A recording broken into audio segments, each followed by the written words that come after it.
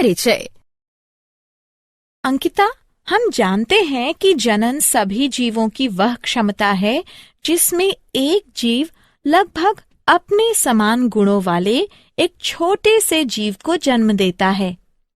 हाँ, हम ये भी कह सकते हैं कि जनन वो प्रक्रिया है जिसके द्वारा प्रजातियां यानी स्पीशीज आगे बढ़ती हैं।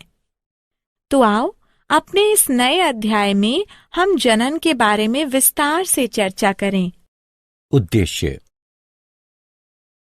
इस पाठ के अंत में आप निम्न करने में सक्षम हो जाएंगे: जनन को परिभाषित करना, विभिन्नता का महत्व ज्ञात करना, जनन के प्रकारों को पहचानना, अलैंगिक जनन को समझना, विखंडन को समझना, मुकुलन की प्रक्रिया का अध्ययन करना, बीजाणु समासंग की प्रक्रिया को समझना, पुनरुद्भवन को समझना, खंडन की प्रक्रिया को समझना, कायिक जनन को समझना।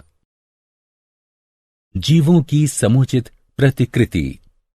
एक ही प्रजाति यानी स्पीशीज के विभिन्न जीव एक समान दिखाई देते हैं क्योंकि उनके अभिकल्प यानी डिजाइन समान होते हैं। जनन प्रक्रिया द्वारा शारीरिक अभिकल्प के ब्लूप्रिंट निर्मित होते हैं। हम ये पहले से ही जानते हैं कि प्रत्येक जीव कोशिकाओं से मिलकर बना हुआ है तथा प्रत्येक कोशिका में केंद्रक में गुणसूत्र पाए जाते हैं। डीएनए के रूप में जनक से गुणों की संतति पीढ़ी में पहुंचाने के लिए इन गुणसूत्रों में सूचनाएं एकत्रित होती हैं। डीएनए में प्रोटीन संश्लेषण हेतु सूचनाएं निहित होती हैं। प्रत्येक कोशिका विभाजन के बाद डीएनए प्रतिकृतियन होता है तथा 2 प्रतियां बनती हैं। कोशिका विभाजन के परिणाम स्वरूप प्रत्येक कोशिका 2 संतति कोशिकाओं में विभाजित हो जाती है। विभिन्नता का महत्व।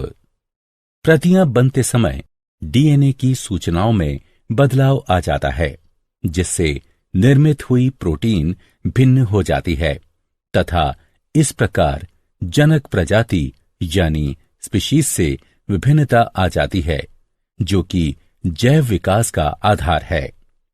जनन की प्रक्रिया के परिणाम स्वरूप जीवों की समष्टियों द्वारा निकेत भरे हुए हैं। बाह्य कारकों जैसे ताप, जल स्तर, उल्कापात के कारण निकेत में अचानक प्रबल परिवर्तन आ जाते हैं। परिणाम स्वरूप संपूर्ण समष्टि नष्ट हो जाती है किंतु कुछ जीवों के बच जाने की संभावना रहती है। हम उपर्युक्त चर्चा को एक उदाहरण की सहायता से समझ सकते हैं। शीतोष्ण जल में पाए जाने वाले जीवाणुओं की कोई समष्टि है तथा वैश्विक ऊष्मीकरण के कारण जल का ताप यदि बढ़ जाता है तो अधिकतर जीवाणु व्यष्टि मर जाएंगे, परंतु उष्ण प्रतिरोधी क्षमता वाले कुछ परिवर्त ही जीवित रहते हैं तथा वृद्धि करते हैं। अतः विभिन्नताएं प्रजातियों यानी स्पीशीज की उत्तरजीविता बनाए रखने में उपयोगी हैं। जनन के प्रकार।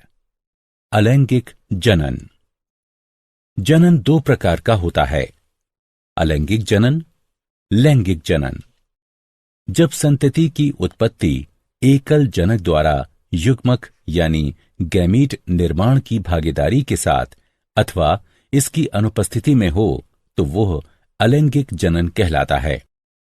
उदाहरण: अमीबा में द्विखंडन, हाइड्रा में मुकुलन, राइजोपस में बीजाणु समासंग और पुष्पी पौधों में कायिक जनन।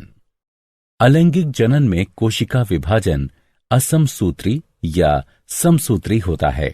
जो नए जीव उत्पन्न होते हैं वे बिल्कुल अपने जनक से मिलते जुलते होते हैं तथा यह एक तीव्र गुणनात्मक यानी बहुलीकरण विधि है। अलैंगिक जनन की कमियां ये हैं कि इसमें एक पीढ़ी से दूसरी पीढ़ी में एक समान जीव ही उत्पन्न होते हैं तथा जैव विकास संभव नहीं हो पाता है जिससे कि विविधता उत्पन्न नहीं होती है। विखंडन। विखंडन में पूर्ण विकसित जनक 2 या 2 से अधिक संततियों में विभक्त हो जाता है। एक कोशिकीय जीवों जैसे अमीबा, पैरामीशियम तथा अन्य प्रोटोजोआ में अलैंगिक जनन की यह सबसे सरल विधि है। विखंडन 2 प्रकार का होता है, द्विखंडन और बहुखंडन। अनुकूल परिस्थितियों के दौरान एक कोशिका का 2 एक समान कोशिकाओं में विभक्त होना ही द्विखंडन कहलाता है। इस विधि में असमसूत्री विभाजन द्वारा सर्वप्रथम केंद्रक 2 भागों में विभक्त हो जाता है तथा उसके बाद कोशिका द्रव्य में विभाजन होता है। अंत में कोशिका 2 संतति कोशिकाओं में विभक्त हो जाती है। उदाहरण: जीवाणु, यीस्ट, युगलीना, अमीबा तथा पैरामीशियम। बहुखंडन जनक खंडन होता है। इसमें प्रतिकूल परिस्थितियों के दौरान जनक का शरीर स्वतः ही अनेक संतति कोशिकाओं में विभक्त हो जाता है। कोशिका का केंद्रक लगातार विभाजित होकर अनेक केंद्रक बनाता है।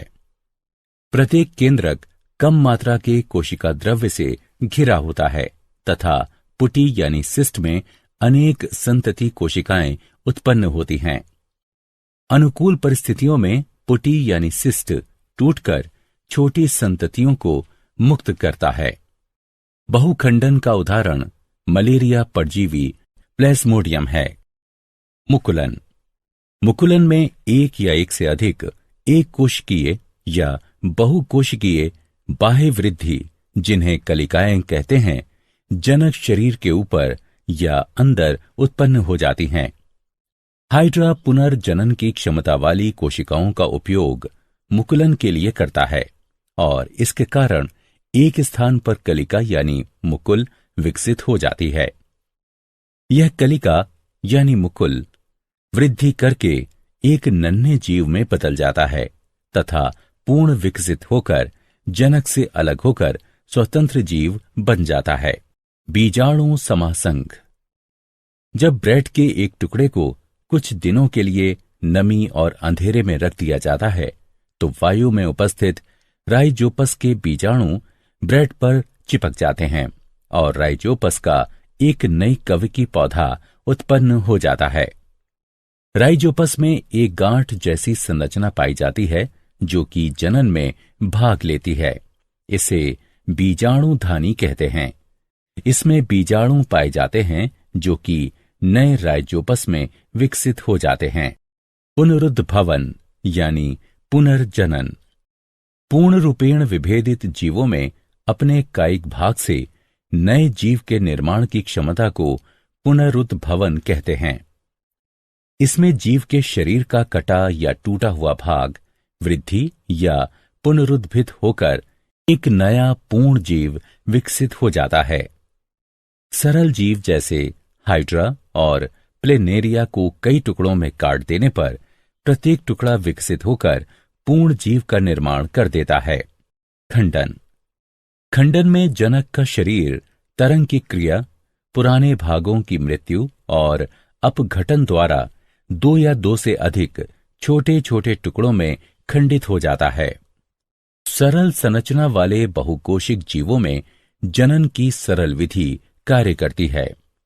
उदाहरणतः स्पाइरोगाइरा सामान्यतः विकसित होकर छोटे छोटे टुकड़ों में खंडित हो जाता है। ये टुकड़े अथवा खंड नए जीव यानी व्यष्टि में विकसित हो जाते हैं।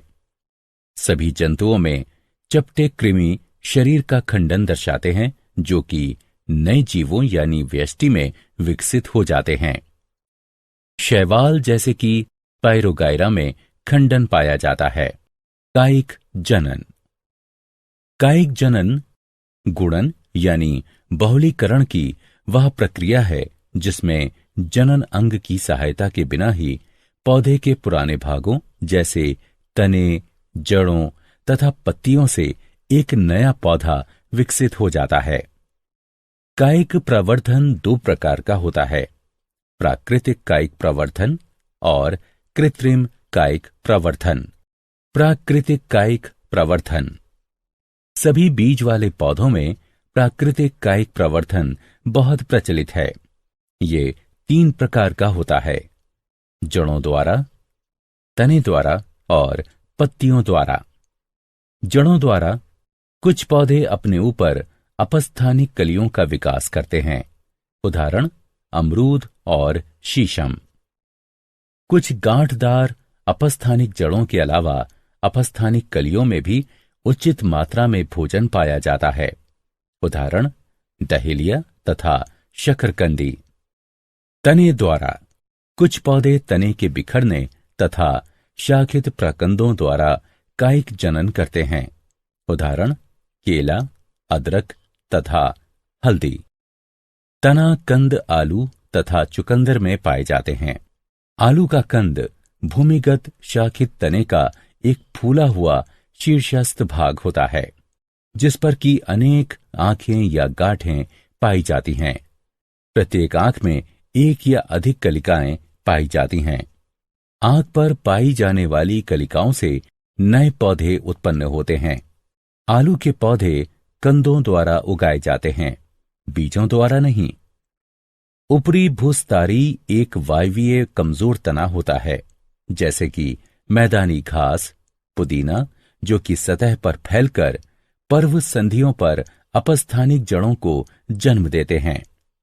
जब पौधे का पुराना भाग मृत हो जाता है तो जनक पौधे से शाखाएं अलग हो जाती हैं तथा स्वतंत्र पौधों का निर्माण करती हैं। बल्ब भी कलिकाएं धारण करते हैं, उदाहरण लहसुन तथा प्याज। घन कंदों जैसे क्रोकस, अरुई यानी कोलोकासिया आदि में भोजन उचित मात्रा में संगृहित होता है तथा ये अनेक अपस्थानिक कलिकाएं भी धारण करते हैं। पत्तियों द्वारा कुछ पौधों में मांसल पत्तियों के कटीले यानी खांचे युक्त पार्श्व अपस्थानिक कलिकाओं को धारण करते हैं। जब पत्ती मृदा पर गिरती है तो अनुकूल परिस्थितियों में कलिकाएं छोटे पौधों में विकसित हो जाती हैं। नवीन पादप पृथक होकर स्वतंत्र पौधों में विकसित हो जाते हैं, उदाहरण ब्रायोफिलम, बिगोनिया। कृत्रिम कायिक प्रवर्धन। मालियों तथा बागबानों ने कृत्रिम कायिक प्रवर्धन की विभिन्न पद्धतियां विकसित की हैं।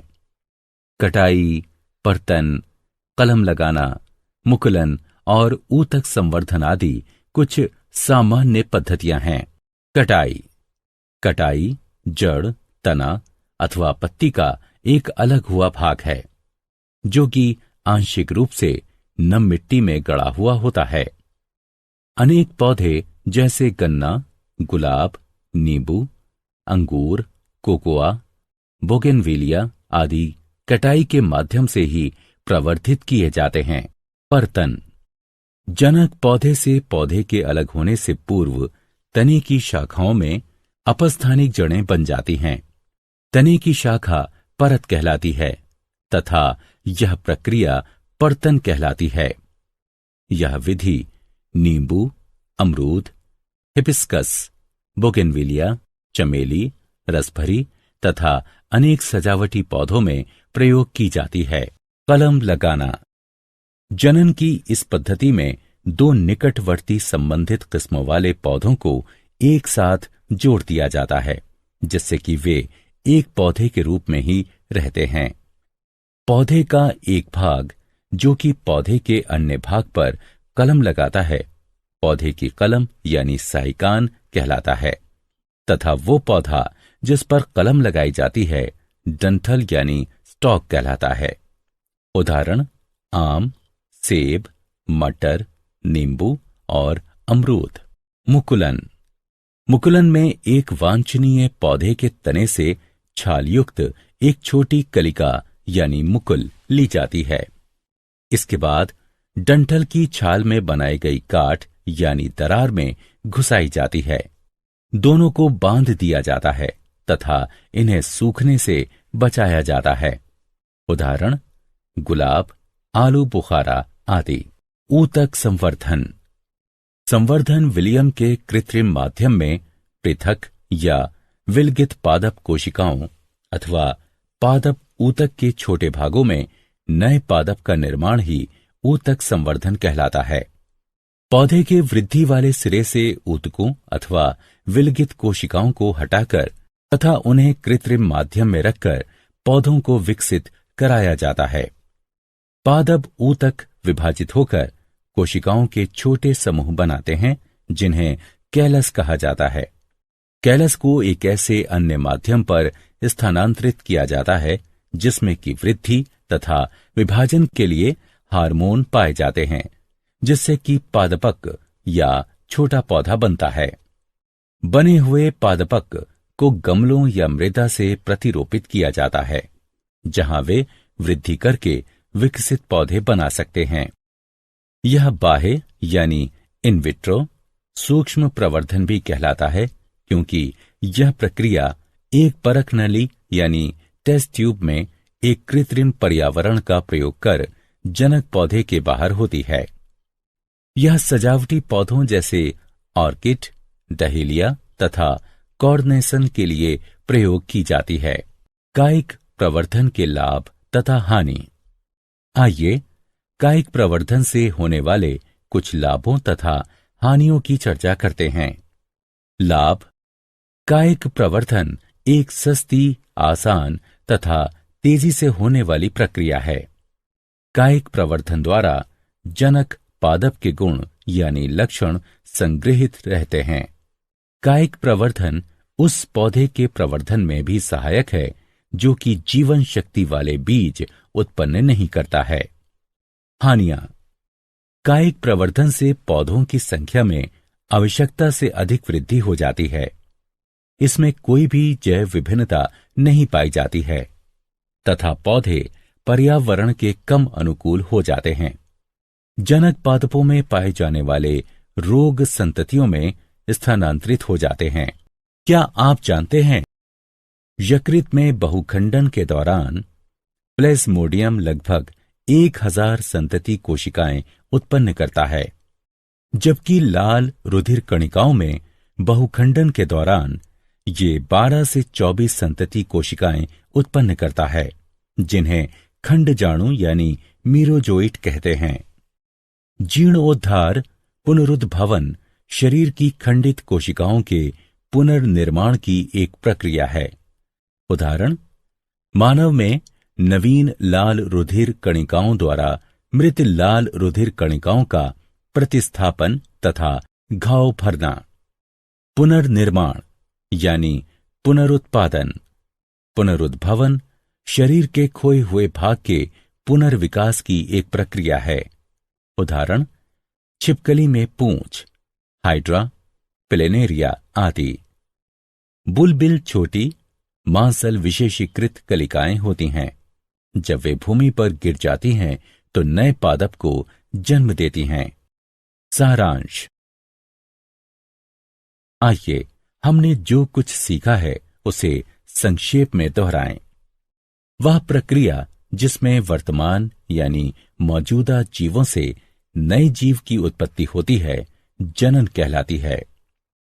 अलैंगिक जनन में नए जीव एक ही जनक से बनते हैं। कुछ जीव जैसे स्पाइरोगायरा सामान्यतः विकसित होकर छोटे छोटे टुकड़ों में खंडित हो जाते हैं। ये टुकड़े अथवा खंड नए जीव यानी व्यष्टि में विकसित हो जाते हैं। पौधों जैसे मनी प्लांट, गुलाब, अंगूर आदि में कायिक प्रवर्धन कटाई द्वारा होता है।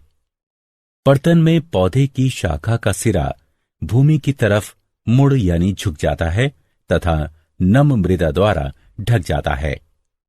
कलम लगाने में दो निकटवर्ती संबंधित किस्मों वाले पौधों को एक साथ जोड़ दिया जाता है, जिससे कि वे एक पौधे के रूप में ही रहते हैं। जंतुओं में अलैंगिक जनन की विभिन्न प्रक्रियाएं विखंडन, मुकुलन, खंडन तथा पुनरुद्भवन हैं। जनक जंतु के दो या अधिक संतति कोशिकाओं में विभाजित होने की प्रक्रिया को खंडन कहते हैं। विखंडन दो प्रकार का होता है, द्विखंडन तथा बहुखंडन। द्विखंडन में दो संतति कोशिकाओं का निर्माण होता है। बहुखंडन में अनेक संतति कोशिकाओं का निर्माण होता है।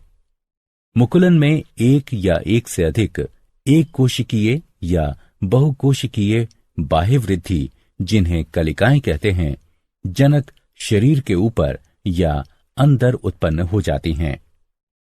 यीस्ट में कलिकाएं एक कोशिकीय होती हैं, जबकि हाइड्रा, स्पंज आदि में बहुकोशिकीय होती हैं। कलिकाएं बहिर्जात अथवा अंतर्जात होती हैं। खंडन में जनक का शरीर 2 या अधिक भागों में खंडित हो जाता है, जिसमें से प्रत्येक विकसित होकर एक जीव का निर्माण करता है। पूर्ण रूपेण विभेदित जीवों में अपने कायिक भाग से नए जीव के निर्माण की क्षमता को पुनरुद्भवन कहते हैं।